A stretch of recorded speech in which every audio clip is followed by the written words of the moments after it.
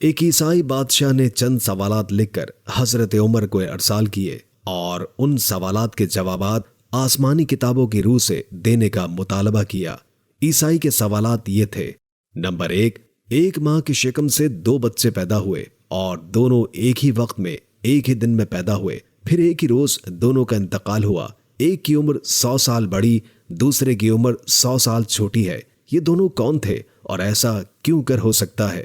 Number 2، کوئی زمین ہے جہاں ابتدائے پیدائش سے قیامت تک صرف ایک مرتبہ سورج نکلا ہے اور نہ ہی پہلے نکلا اور نہ ہی کبھی آئندہ نکلے گا۔ تیسری وہ کون سی قبر ہے جس کا مدفون بھی زندہ ہے اور قبر بھی زندہ ہے، اور قبر اپنے مدفون کو سیر کرواتی ہے، پھر مدفون قبر سے باہر آیا اور زندہ رہ کر فوت ہوا۔ نمبر 4، وہ کون سا قیدی ہے جس کو قید خانے میں سانس لینے کی اجازت نہیں ہے اور بغیر سانس لیے زندہ ہے؟ عیسائی کے سوالات پڑھنے کے بعد حضرت عمر نے حضرت عبداللہ بن عباس کو بلایا اور فرمایا، ان سوالوں کے جواب لکھ دو۔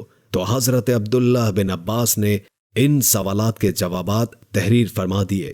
نمبر 1، وہ 2 بھائی جو ایک دن پیدا ہوئے، ایک ہی دن دونوں کی وفات ہوئی، پھر ایک بھائی 100 برس عمر میں چھوٹا، دوسرا 100 برس بڑا۔ یہ دونوں بھائی حضرت عزیر اور حضرت عزیز ہیں۔ دونوں ایک ہی دن میں ایک ماں سے پیدا ہوئے اور دونوں کی وفات کا دن بھی ایک ہی ہے، لیکن درمیان میں خدا تعالیٰ نے اپنی قدرت کا کمال دکھانے کے لیے حضرت عزیر پر 100 سال تک موت طاری رہی، پھر 100 سال کے بعد زندہ ہو کر اپنے گھر گئے، پھر کچھ دن اور زندہ رہے اور پھر دونوں بھائی ایک ہی روز فوت ہوئے۔ اس لیے حضرت عزیز کی عمر 100 سال چھوٹی اور حضرت عزیر کی عمر 100 سال بڑی ہو گئی۔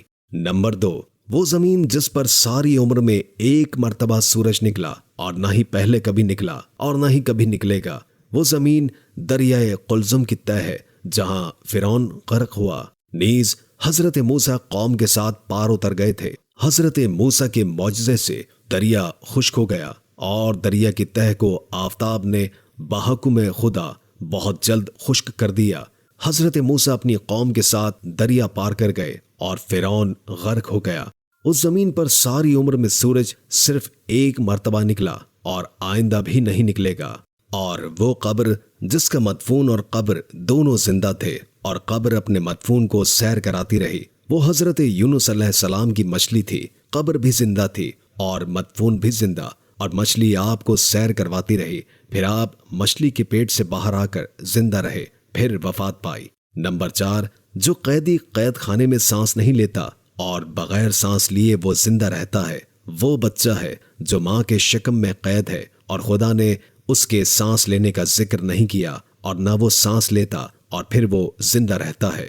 حضرت عبداللہ بن عباس نے یہ جوابات لکھ کر عیسائی بادشاہ کے پاس بھیج دیے۔ چنانچہ عیسائی بادشاہ یہ جوابات دیکھ کر بولا کہ شاید ابھی مسلمانوں میں کوئی نبی زندہ ہے، کیونکہ یہ جوابات سوائے نبی کے کوئی اور نہیں بتا سکتا۔